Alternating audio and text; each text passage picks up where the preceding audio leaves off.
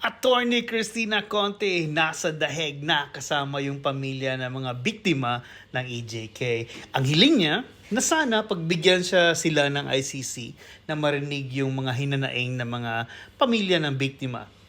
Yung parang tipong dito sa korte ng Pilipinas na anong feeling mo, bakit ganito, parang sabi ko nga season 3. But anyway, look at this. Okay.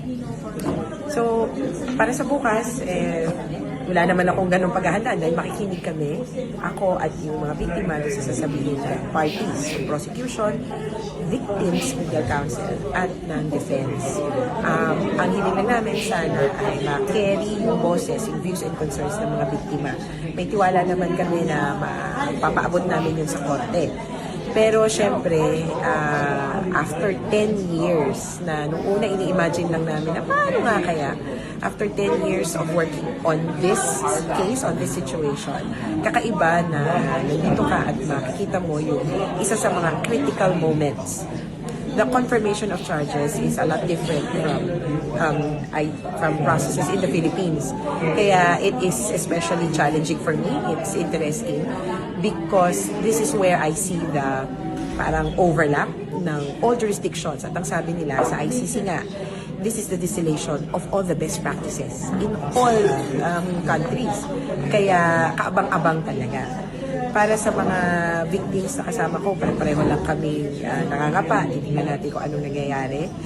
Pero sana sa haba-haba ng panahon ng paghahanda, talagang masasabi namin na naiintindihan namin kung anong nangyayari.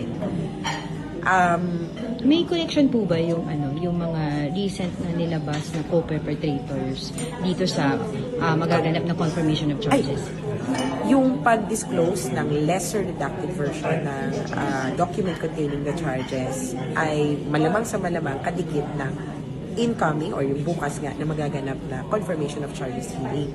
Mas maganda kasi na alam ng mga tao or in particular, kasi sa totoo alam na ito, yung document containing the charges, alam to ng prosecution, ng defense, and nung una, ng OPCB. Pero para sa publiko, bago sa paningin natin, bago sa pandinig natin na may ganitong pinapangalan. Sana, medyo nabawasan na yung shock factor. Kasi yun yung naging silbi nung nakaraang linggo. At ngayon, makakapag-focus tayo dun sa modus operandi or kung paano nangyari yung krimen. Sana rin, hindi ito makita na pamumuliti ka.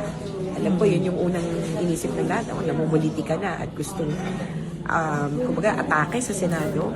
Hindi ko po nakikita yon dahil it is logically connected. The disclosure is, the timing is logically connected to the upcoming confirmation of charges here.